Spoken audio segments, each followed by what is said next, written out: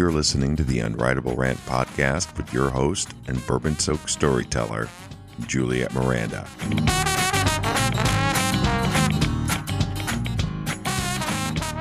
Hey there, y'all. It's Juliette Miranda, and welcome to episode 232 of the Unwritable Rant podcast. My bourbon-soaked story for y'all today is about socializing with the devil and the wrath of Texas. But first, I'm going to knock back some bourbon. Cheers, y'all. Oh, that is so good. And you have no idea how much bourbon I have had in the past couple of days, y'all. It's crazy.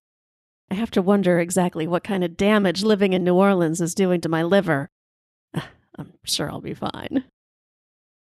It certainly has been busy here at the Rant Ranch, and it's because we've had a lot of visitors, including my girlfriend Texas. And you know what she did the other day? She threw a bottle of absinthe at me. She did. The fact that it was 11 a.m. didn't concern me quite as much as the general force that she used to get the bottle into my hands. I'd forgotten just how volatile Texas can get when she's hungover. And this was only her first morning after with me here in New Orleans.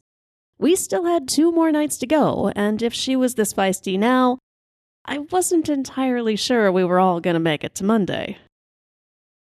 The fact that Texas has never been a hide in bed and moan kind of gal, whether it's over a hangover or the circumstances of life, well, it's just one of the reasons why I love her.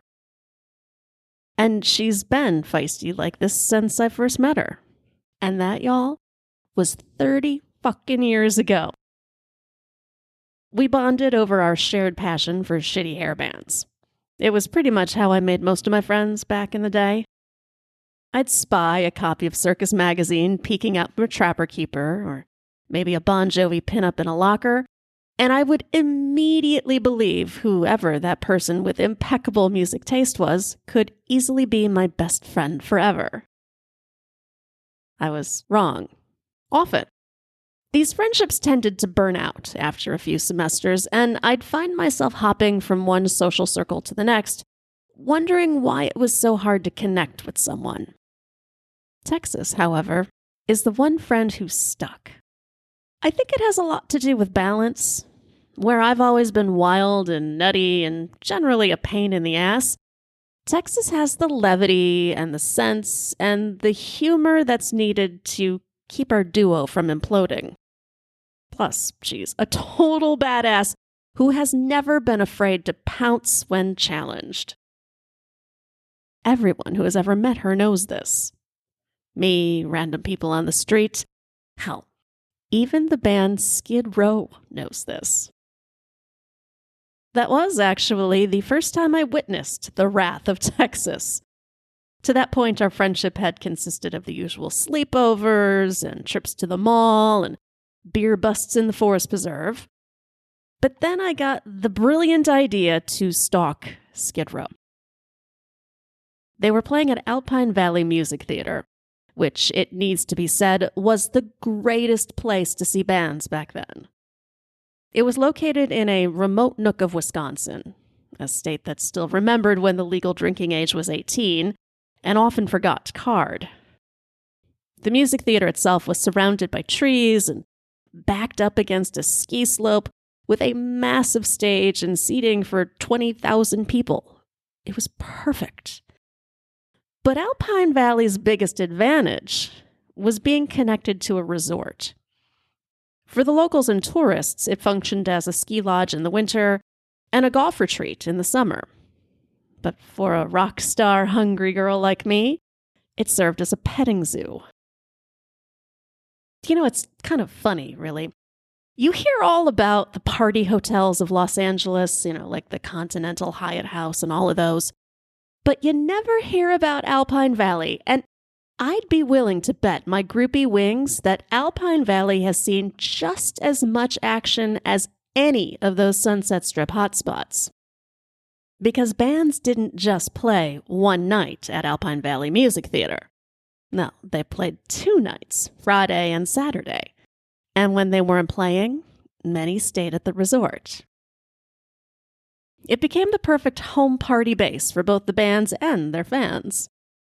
Oh, and Texas and I wanted in. We wanted in so badly. Unfortunately, we were both at the awkward end of 16 when Skid Row rolled through town that year, which meant we were old enough to drive to Rose Records to buy our concert tickets, but too young to finagle a weekend trip to Wisconsin alone. Now, my dad was quick to volunteer to take us. Not so much because he was dying to see Skid Row or anything, but because he knew me well enough to know I needed supervision. I was quicker and craftier than him. Because this was not about seeing a concert. I mean, I wanted to see the band live, of course, but this was about getting to the band. And I did not want my goddamn father there running interference. So I devised a full working plan that would get Texas and I to Alpine Valley for 2 nights, complete with the required parental supervision. And that would be courtesy of Texas's dad. He was more than happy to let us tag along on his golf weekend at Alpine and make sure we got to and from the concert safely. I can still remember the way my dad eyeballed me when Texas picked me up. He had, of course, called her dad to confirm our plans. And although everything checked out, something still smelled suspect. And his exact words to me as I left the house were, "Take it easy on her old man, kid." I immediately knew what he meant. He didn't want to be getting an angry phone call because her dad had to fish me out of a tour bus at 2 a.m. But he didn't have to worry because it would be highly unlikely that Texas's dad would even notice we were gone at noon, much less 2 a.m. You see, with every set of friends, there is, most often, a set of parents. One, like mine, who obsesses over curfews and insists on knowing where you are every second of the fucking day. And then there are parents like the ones Texas had, who are, let's say, less stringent. It's not that her parents didn't care. They just didn't pay as close of attention. Being an A student eclipsed the more rebellious qualities that Texas possessed, which enabled us to get away with way more than we would have otherwise. So, while her dad spent the weekend golfing by day and smoking cigars with his friends at night, we were free to prowl the hotel in search of Skid Row. And believe me, they were not hard to find. All we had to do was follow the trail of empty bottles and cigarette butts. This path of ruin led us right to the pool, where our rock gods were holding court after their Friday show. This was my very first time seeing a rock and roll party in person, and I gotta be honest, it scared the shit out of me. It was terrifying.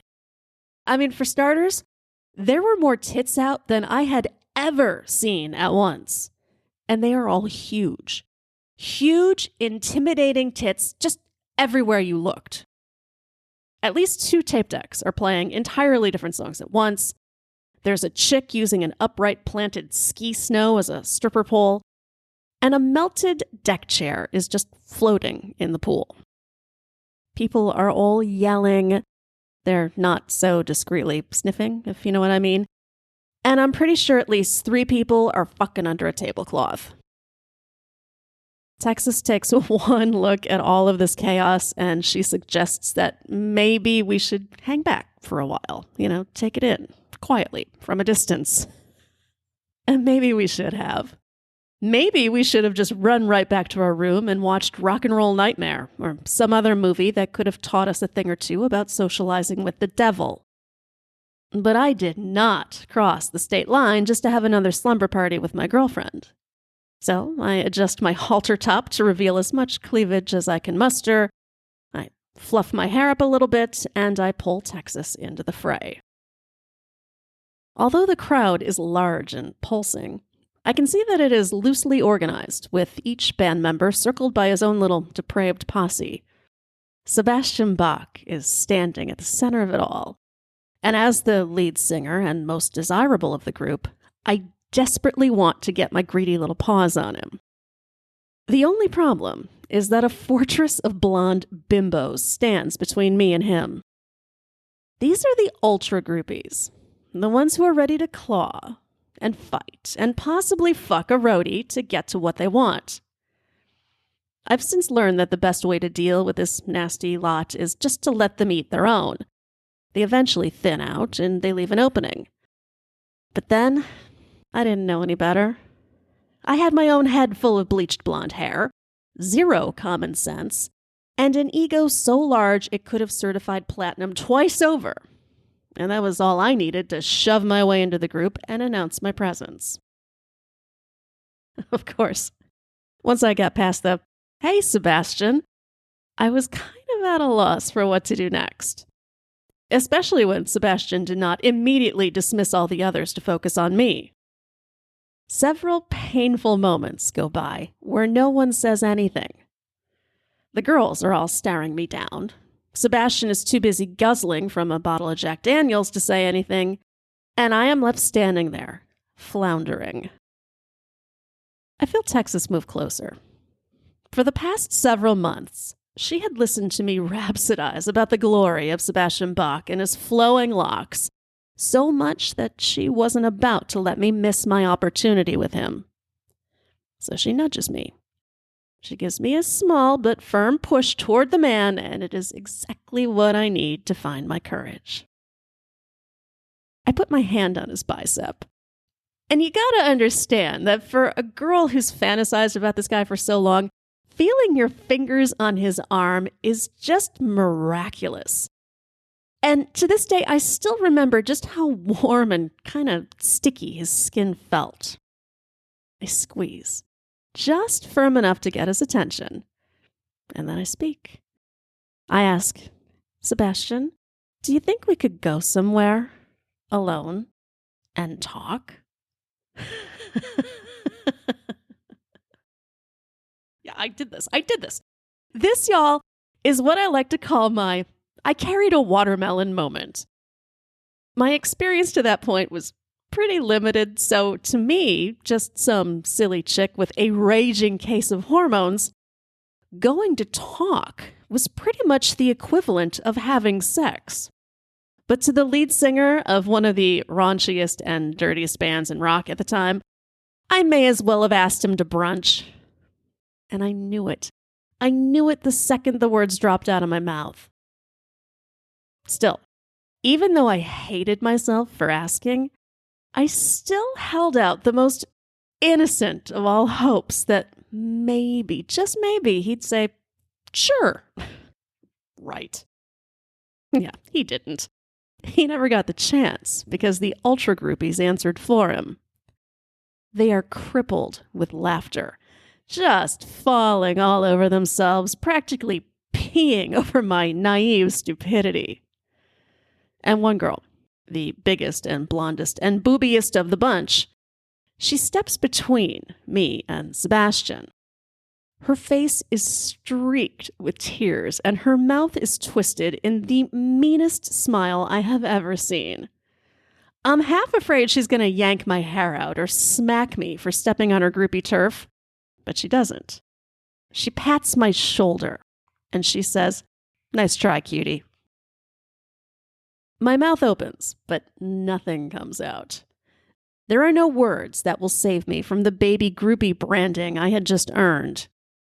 My eyes begin to burn, and I only have a few seconds before the tears start, so I turn, and I'm about to grab Texas, this time to pull her out of the party, but I can't. Texas has her feet planted. It was a stance that we'd learned in the self-defense unit of our gym class, the same stance that we were taught to deliver a low but extremely effective kick to a plank of wood. Only Texas didn't kick a plank of wood. She kicked the booby blonde chick right smack in the middle of her shin. And as she does, Texas delivers a single potent line. "Fuck you." That did it. The chick lunges toward Texas, who easily dodges her. There's more yelling, fingers are pointed, and, well, Skid Row security sweeps in to carry Texas and I out. But bless her badass heart, Texas does not go quietly. She maintains her fuck yous all the way to the lobby. And when security threatens to call the cops, she says, "You go ahead and call the cops, and I will tell them all about how you gave 2 underage girls booze and pills."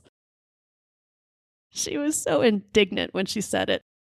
Just so committed to the lie that even I believed it. And of course, security ran away. Now, although I did not get the rock star moment I had hoped for that night, I did get a best friend whom I knew would always have my back. And that is why, last weekend, when Texas demanded absinthe at 11 a.m., I was happy to pour it. She'd earned it. Because despite all of the years that have passed since that night with Skid Row and all of the supposed growing up and knowledging and all that crap that I've done, it would seem that I still need Texas to occasionally save my ass. Now, she'd arrived in New Orleans the previous day. After 2 airplanes and many, many hours of travel, my moving to the French Quarter didn't exactly put us any closer in proximity, but it did make coming for a visit a far more enticing prospect. And I wanted to make the most of it. I mean, it had been nearly a year since we'd seen each other. Now, my guy wisely stepped aside. So the 2 of us were just sent out into the Quarter to catch up, to drink, and, not surprisingly, find trouble. That first night, I took her to Sylvain. It is one of my favorite places in the French Quarter. Just a dim, slightly crumbling bar and restaurant that is happy to serve you cornbread and sazerac until closing. Of course, during this ridiculous pandemic, closing time is way earlier than it used to be, which put Texas and I back out in the Quarter, very awake and slightly drunk, around 9:30. Once upon a time, this wouldn't have been a big deal.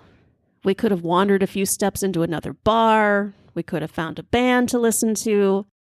Now, unfortunately, our only option was to walk back to my place and continue the party on the balcony. But it's fine. It's totally fine. Still, before we were going to do that, I wanted to stop in Jackson Square. This is the historic park of the French Quarter.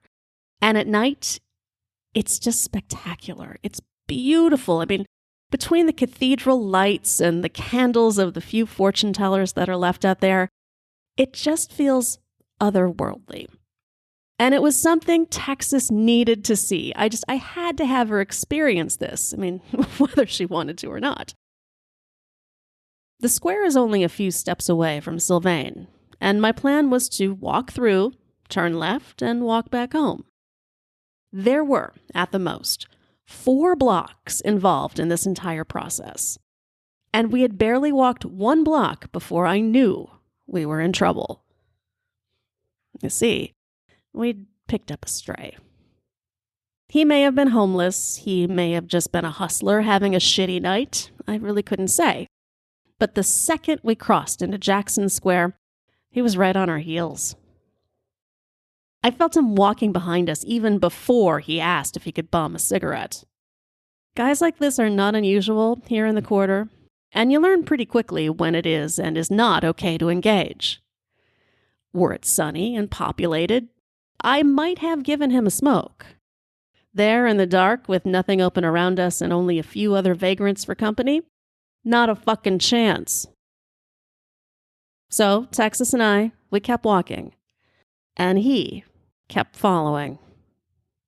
And I know what you're thinking. I do. You're thinking, Jesus Christ, Juliette, what were you doing walking through Jackson Square after dark and drinking? Well, I'll tell you. I was doing something I've done 100 times or more, far drunker and in far darker conditions. You can't predict trouble and you can't live in fear of it. You can only be prepared to deal with it. And I was. I was. At least I thought I was. I knew we needed to shake this guy, so rather than go home, I decided to head toward Rouse's grocery store. I knew it would still be open, and it always had a security guard at the entrance. Seems like a safe enough choice, right? Unfortunately, to get to Rouse's meant turning down a dark and scary side street. Really, all streets in the Quarter are dark and scary when you think about it. And even more so when you have a tattered dude trailing you and muttering under his breath about bitches and cigarettes. I didn't want to alarm Texas any more than I figured she already was. She'd gone quiet the second the guy made himself known, so I discreetly reached into the pocket of my shorts and clutched my keyring. On it I had a mini canister of pepper spray. It was no bigger than my lip gloss, but it could buy us some time if this guy decides to get grabby or worse. But Texas? She's way ahead of me. I really should have known she would be. We're about halfway down the street when she decides she's had enough of this nonsense. She stops and turns to confront this guy. Immediately, I recognize both the look on her face and her stance. And I am transported back to that Skid Row party decades ago when Texas took down that dumb broad giving me a hard time. But this wasn't some busty blonde. This was a wiry and hungry guy with, I'm guessing, more than just a pack of Trojans in his pocket for protection. But does Texas care? Fuck no. Like I said, she's never been one to hide. So she says to this guy, "If you do not leave us alone, I will beat the shit out of you." I'm so proud of my friend when she says that, because there it is. That same indignant wrath that made every word of that statement 100% believable. At least, to me it was. To the guy, not so much. Because he laughs. It is the laughter of someone who clearly has nothing to lose. And as he laughs, he reaches into his pants. I am so fucking scared now, I cannot move. Because I am legit convinced he's about to pull out a gun. But when his hand emerges from under his waistband, he's not holding a gun. He's holding his cock. Oh yeah, the guy pulls out a floppy, gristled cock and waves it at us like we're long-lost friends. This sad little penis has seen better days. And for a moment, I actually feel a little sorry for it as the guy begins to rub it furiously, never quite getting hard, but clearly into it. And the whole time, he's staring at us, grinning madly. And just when it seems as though he may spark a bit of life into that disco stick, he calls out, "Te amo." Te amo. He says it with such a dramatic flourish, you would swear we were in far more romantic circumstances. Like maybe a cafe in Barcelona where professing I love you comes with wine and flowers and not clammy droplets sputtered onto a dirty sidewalk. My inclination now is to giggle. I can't help it. I can't. At any second, this dude could still murder us. And all I can do is wonder, is this a regular thing for him? Does he wander the streets and say this to every girl, or are we maybe special? Texas, thank God, has a far better response. She grabs the nearest garbage can and gives it a massive shove. And as she does, she yells, "Te amo this motherfucker!" And she sends every foul flavor of quarter trash just tumbling right at this guy. 12 hours worth of sludge circles his feet, which are covered only by the barest of homemade flip-flops. So of course he jumps back. He twists his ankle in the process and then falls flat on his ass. That is our cue to run, which we do, right down to Royal Street and away from our unwelcome paramour. We're met there by the local police, who were doing their regular patrol when they caught the last few moments of our trashy encounter. Although they did not find the guy, they did escort us home safely. Seriously, though, who needs police when you have Texas with you? I gotta say, in the 30 years that I've known Texas, I cannot count the number of times she has pulled me from the edge, whether the danger was of my own doing or brought on by someone else. She's crossed state lines, untangled my musician messes, and always known exactly when to pounce. So when she tossed that absinthe bottle at me and demanded a wake-up cocktail, I poured. And as we raised our glasses, I offered the only toast that would do in that moment. Te amo, Texas. Cheers, y'all. Thanks so much for listening to this episode of the Unwritable Rant podcast. Check out all of the back episodes of this podcast by going to theunwritablerant.com. While you're there, you might find a fun little button called Buy Me a Drink. And that is your chance to support this show and my drinking habit. Click on it. You'll be taken to a secure PayPal page where you can make a one-time donation to keep me in booze, and I promise to keep you in boozy stories. Hope y'all have a great week. I will be back next Sunday to chat with y'all some more. Cheers. Go to theunwritablerant.com and sign up to get early access to interviews and new videos. And don't forget to connect with Juliette on Twitter at Morning Neurosis. Girl, you was pretty as a Sunday morning, standing on the corner at Carondelet. What you say we make our way up to Bourbon, a couple hurricanes and a hand grenade, and get blown away and let the chips fall where they may. If it's all the same, what you say, bon ton lady. Hey, pretty mama, I can smell the gumbo. Sweetest taste of honeysuckle on my lips. Good God Almighty, I can hear the trombone. Every heart ought to beat to a rhythm like this. Come a little closer, honey, let me hold you. Nothing tastes better than a bourbon kiss. You can be the flower on my magnolia. Every heart ought to beat to a rhythm like this.